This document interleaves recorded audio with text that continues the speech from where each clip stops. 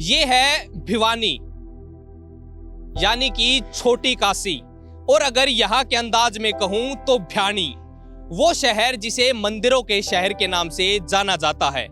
मुगलों के समय भिवानी व्यापार का मुख्य केंद्र था और यहाँ पर 12 दरवाजों वाली ऐसी दीवार थी जिसे भेद पाना असंभव सा था। लेकिन ये 2024 है और यहाँ अब लड़ाई राज की है, वो भी पॉलिटिकल पार्टियों में। अगर अभी की बात करूं तो बीजेपी से 3 बार के विधायक घनश्याम सर्फ यहाँ पर राज कर रहे हैं। मतलब नॉन स्टॉप हरियाणा हो रहा है ना वैसा तो हमने नहीं लगता कि ऐसा कुछ हो रहा है। लेकिन इस बार मुकाबला कई धुरंधरों में है, जैसे कांग्रेस और सीपीआईएम के कॉमरेड ओम प्रकाश, आम आदमी पार्टी से इंदु शर्मा और इंडिपेंडेंट अभिजीत लाल सिंह। पहले नंबर पे घनश्याम सराफ, दूसरे पे इंदु शर्मा और तीसरे पे अभिजीत लाल सिंह। चलिए आज पता लगाते हैं कि भिवानी में लोगों का मूड क्या है। देखो भाई बाजी मेरे को निवा नाई आड़ा बाल से कहता जा। Comrade Om Prakash ji as per हैं आज के टाइम में, तो जातीय समीकरण ज्यादा है यहाँ पे। ये जात का लेवल पर हो रहे हैं। जातिगत समीकरण भी काफी महत्वपूर्ण है यहाँ। ये जोड़ तोड़ से बनेगी सरकार अब की बार। और इस भ्यानी के लोग किसकी रड़क निकालने वाले हैं, चलिए।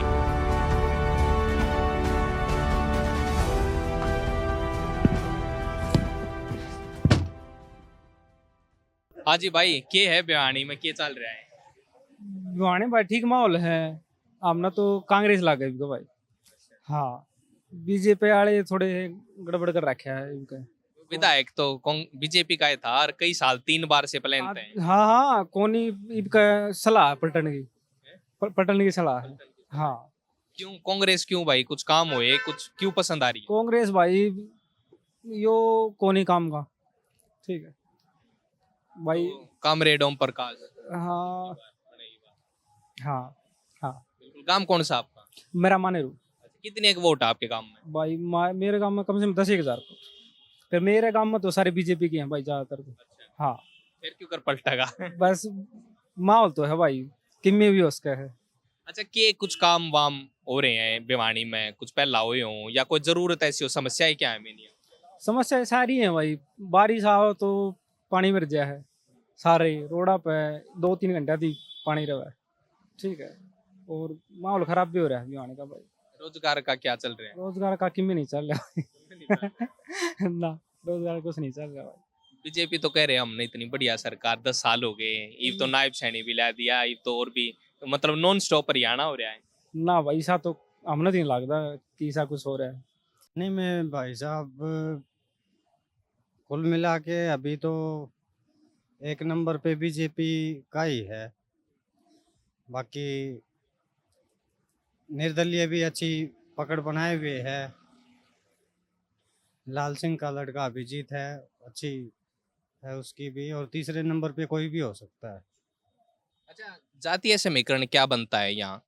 जातीय समीकरण के हिसाब से देखो, ब्राह्मण समाज के सबसे ज़्यादा विधानसभा क्षेत्र भिवानी में वोट हैं, तो आम आदमी पार्टी की तरफ इंदु शर्मा को अगर वो जाते हैं तो बाद में दूसरे नंबर पे राजपूत समाज अभिजीत के साथ में रहेगा, और बाकी सारी जो कास्ट हैं वो बट जाती हैं तीनों जगह।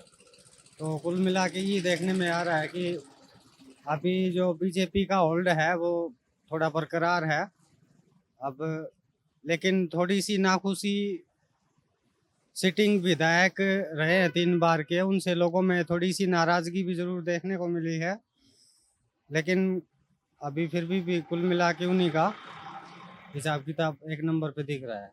अच्छा, कॉमरेड ओम प्रकाश है यहाँ से, वो सीपीआईएम के कैंडिडेट है और कांग्रेस ने गठबंधन करके उनको उतार दिया, तो कांग्रेस की कुछ वोट थी यहाँ, उनको फायदा हो सकता है, नहीं हो सकता? कांग्रेस में हाँ, क्योंकि थोड़ा कांग्रेस में दलित का थोड़ा सा फैक्टर है, दलित कांग्रेस के साथ में जा सकते हैं, बट हमें नहीं लगता कि एक तरफा किसी भी तरफा दलित लोगों का रुझान रहेगा। मतलब अभी मुकाबला खिंचेगा यहाँ भिवानी? मुकाबले में हम कुल मिला के पहले नंबर पे बीजेपी को ही देख रहे हैं। के पास तो सारे बैठते भी होंगे लोग आगे। हाँ जी, कुल मिला के जी आखिरी में स्पष्ट बहुमत बीजेपी का ही आएगा। क्यों? ऊपर सरकार बीजेपी की है तो लोग बाग काम चाहते हैं और काम की वजह से वो उसकी तरफ ही रुझान करेंगे। लेकिन पूरे हरियाणा में तो लोग ये कह रहे हैं कि अब की बार तो कांग्रेस आएगी, बीजेपी जाएगी। लेकिन स्पष्ट बहुमत किसी का नहीं आएगा, ये जोड़ तोड़ से बनेगी सरकार अब की बार। तो जोड़ तोड़ से बीजेपी बना जाएगी। बीजेपी के ही पूरे आसार हैं जी कुल मिला के। अच्छा, यहाँ कौन कौन कैंडिडेट हैं और किस नंबर पे देख रहे हो सबको? यहाँ पे फाइट में जी 4 हैं। पहले नंबर पे घनश्याम सराफ, दूसरे पे इंदू शर्मा और तीसरे पे ये अपना अभिजीत लाल सिंह और चौथे पे ये राजू नांगल मार सकता है। तो ये इस तरीके क्यों, मतलब ऐसे कास्ट के समीकरण यहाँ बन रहे हैं, जातीय समीकरण है, कुछ और रीजन है? जातीय समीकरण ज़्यादा है जी यहाँ पे। भिवानी के अंदर जातीय समीकरण ज़्यादा है और जातीय समीकरण में 3-4 राज्यों का साथ है बीजेपी को और कुछ राज का फायदा है। हाँ जी। पर 15 साल से विधायक रहे हैं और 10 साल सरकार भी थी, तो कुछ भिवानी में मिला भी है, जनता को नहीं मिला? देखो जी, वैसे तो बहुत कम मिला है लेकिन फिर भी दिलों में राज कर रखा है इसने, घनश्याम सराफ ने।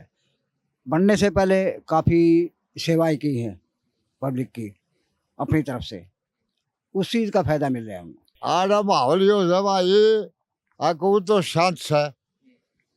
हाँ, कोई किसी गर्मा गर्मी नहीं अपनी समझ चल रही है।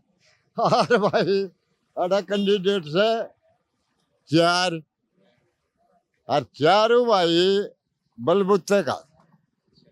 देखो भाई बाजी मेरे को नहीं ना याड़ा बाल से कहता जा। फिर भी कौन कौन है 4 टक्कर मारे? एक 4 टक्कर में एक तो ठाकर साहब भाई बहनी को, एक से वो बहनी और है वो शराब, 2 हो गया भाई। एक से भाई वासुदेव और चौथो से एक कामरेड कुमरेड से कांग्रेस थे भाई। दे भाई 4वां बलबत्तो ये 4वां मत है बोटाला किसकी गस काटे से बात तो करे, लेकिन ये सही कटे टक्कर रूपरी से 4 भाई।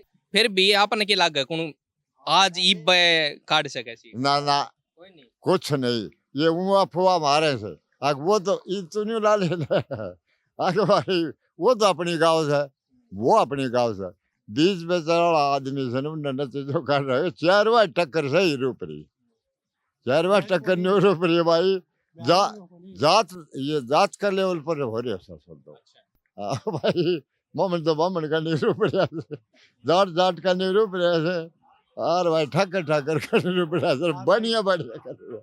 ये भाई देखो कोई से की घस लग रहा है एक कबुंडो से अन मतलब दूसरो नंबर देखो भाई कोई से को आ सकेगा कुछ। जीत जात का बेरा नहीं घसकी के लिए कटेगी यो चुनाव है। हाँ घस इसी लकड़ेगी आगे न्यू का मटा मेरे को पटरी अपनी के क्यों आग 4 वो हाल चोट दमदार बयानी ठाकर जा बयानी ठाकर है भाई। वोट ना दो तो ना को दिन, लेकिन अक्षा भाई कोनी जड़ा भगो ये मारो हम तो पढ़ा सा तो संभाल कर रवा सब तो शाम में की है फिर? तो समझ नहीं फसरी है आगे है